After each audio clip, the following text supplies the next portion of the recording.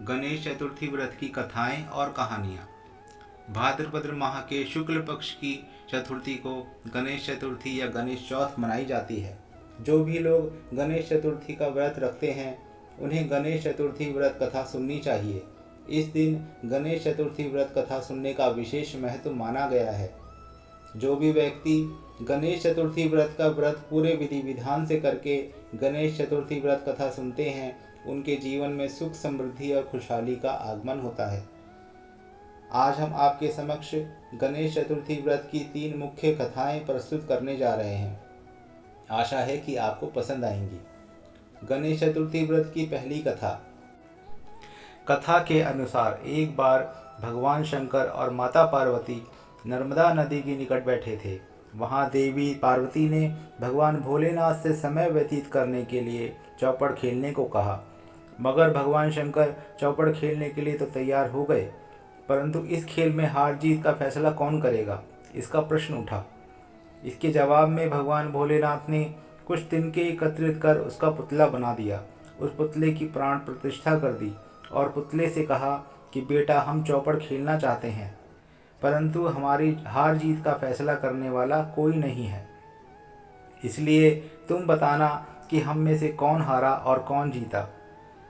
यह कहने के बाद चौपड़ का खेल शुरू हो गया। खेल 3 बार खेला गया और संयोग से तीनों बार पार्वती जी जीत गईं।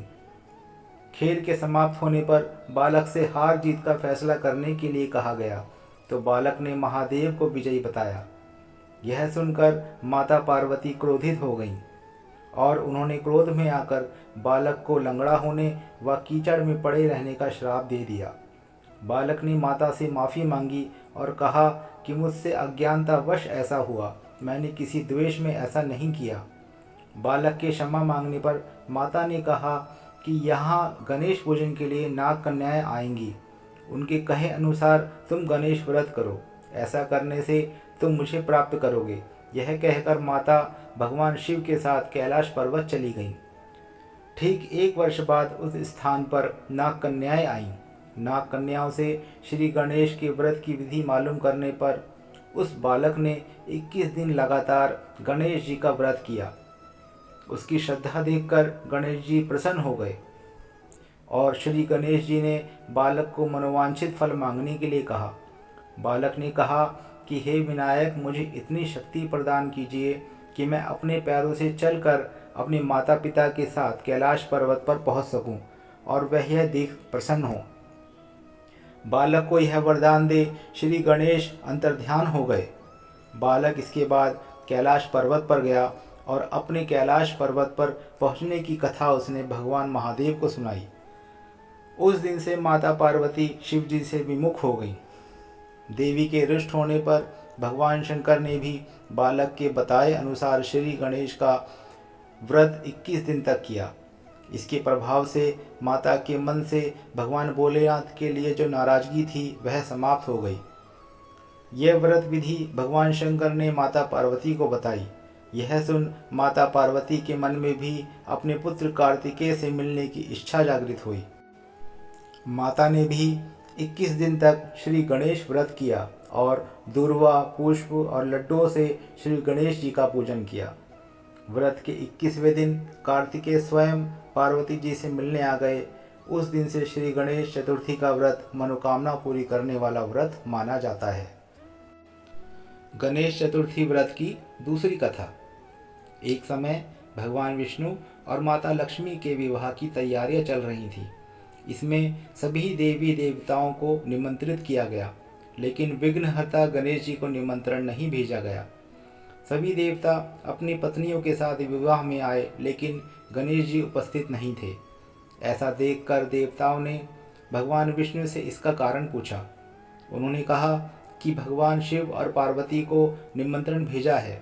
गणेश जी अपने माता पिता के साथ आना चाहें तो आ सकते हैं, हालांकि उनको 1.25 मन मूंग, 1.25 मन चावल, 1.25 मन घी और 1.25 मन लड्डू का भोजन दिन भर में चाहिए। यदि वे नहीं आए तो अच्छा है, दूसरे के घर जाकर इतना सारा खाना पीना भी अच्छा नहीं लगता। इस दौरान किसी देवता ने कहा कि अगर गणेश जी आए तो उनको घर की देखरेख की जिम्मेदारी दी जा सकती है। उनसे कहा जा सकता है कि आप चूहे पर धीरे धीरे जाएंगे तो बारात आगे निकल जाएगी और आप पीछे रह जाएंगे। ऐसे में आप घर की देखरेख करें। योजना के अनुसार विष्णु जी के निमंत्रण पर गणेश जी वहां उपस्थित हो गए। उनको घर की देखरेख की जिम्मेदारी दे दी गई। बारात घर से निकल गई और गणेश जी दरवाजे पर ही बैठे थे। यह देखकर नारद जी ने इसका कारण पूछा तो उन्होंने कहा कि भगवान विष्णु ने उनका अपमान किया है। तब नारद जी ने गणेश जी को एक सुझाव दिया। गणपति जी ने सुझाव के तहत अपने चूहों की सेना बारात के आगे भेज दी, जिसने पूरे रास्ते खोद दिए। इसके फलस्वरूप देवताओं के रथों के पहिए रास्ते में ही फंस गए। बारात आगे नहीं जा पा रही थी। किसी के समझ में कुछ नहीं आ रहा था कि क्या किया जाए। तब नारद जी ने गणेश जी को बुलाने का उपाय दिया ताकि देवताओं के विघ्न दूर हो जाएं। भगवान शिव के आदेश पर नंदी गजानन को लेकर आए। देवताओं ने गणेश जी का पूजन किया। तब जाकर रथ के पहिए गड्ढों से निकल तो आए, लेकिन कई पहिए टूट चुके थे। उस समय पास में ही एक लोहार काम कर रहा था, उसे बुलाया गया। उसने अपना काम शुरू करने से पहले गणेश जी का मन ही मन स्मरण किया और देखते ही देखते सभी रथों के पहियों को ठीक कर दिया। उसने देवताओं से कहा कि लगता है आप सभी ने शुभ कार्य करने से पहले विघ्नहर्ता गणेश जी की पूजा नहीं की है, तभी ऐसा संकट आया है। आप सब गणेश जी का ध्यान कर आगे जाएं, आपके सभी कार्य पूरे हो जाएंगे। देवताओं ने गणेश जी की जय जयकार की और बारात अपने गंतव्य तक सकुशल पहुंच गई। भगवान विष्णु और माता लक्ष्मी का विवाह भी संपन्न हो गया। गणपति महाराज की जय। गणेश चतुर्थी व्रत की तीसरी कथा। श्री गणेश चतुर्थी व्रत की एक और पौराणिक कथा के अनुसार एक बार सभी देवता एक विपदा में उलझे थे, जिसके निवारण के लिए वह सभी देवता भगवान शिव के निकट आए। उस समय शिव जी के दोनों सुपुत्र समीप ही बैठे थे। देवताओं की सभी बात सुनकर शिव जी ने अपने बेटों कार्तिकेय व गणेश जी से पूछा कि तुम में से कौन देवताओं के कष्टों का निवारण करना चाहता है।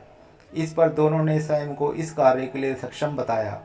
इस पर भगवान शिव ने दोनों की परीक्षा लेते हुए कहा कि तुम दोनों में से जो सबसे पहले पृथ्वी की परिक्रमा करके वापस आएगा, वही देवताओं की मदद करने के लिए जाएगा। भगवान शिव के ऐसा कहने पर कार्तिकेय बिना समय गंवाए अपने वाहन मोर पर बैठकर पृथ्वी की परिक्रमा के लिए निकल जाते हैं। और गणेश जी इस सोच में पड़ गए कि वह चूहे की सवारी करके ऐसा कार्य करने में उन्हें बहुत समय लग जाएगा।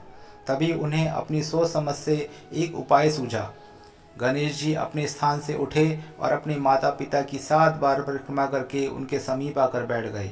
कुछ समय के बाद कार्तिकेय भी परिक्रमा करके लौट आए और स्वयं को विजेता बताने लगे। तब शिव जी ने श्री गणेश जी से पृथ्वी की परिक्रमा न करने का कारण पूछा। तब गणेश जी ने कहा, माता पिता के चरणों में ही समस्त लोक समाया है। यह सुनकर भगवान शिव ने गणेश जी को देवताओं के संकट दूर करने की आज्ञा दी। इस प्रकार भगवान शिव ने गणेश जी को आशीर्वाद दिया कि चतुर्थी के दिन जो तुम्हारा पूजन करेगा और रात्रि में चंद्रमा को अग्र देगा, उसके तीनों ताप यानी दैहिक ताप, दैविक ताप तथा भौतिक ताप दूर होंगे। इस व्रत को करने से व्रतधारी के सभी तरह के दुख दूर होंगे और उसके जीवन में भौतिक सुखों की प्राप्ति होगी। चारों तरफ से मनुष्य को सुख समृद्धि में वृद्धि होगी। पुत्र पौत्रादि धन ऐश्वर्य की कमी नहीं रहेगी। गणपति महाराज की जय। गणपति महाराज की जय। गणपति महाराज की जय। मित्रों, गणेश चतुर्थी की व्रत कथा कहानियाँ आपको पसंद आई हो तो वीडियो को लाइक और चैनल को सब्सक्राइब अवश्य करें। धन्यवाद।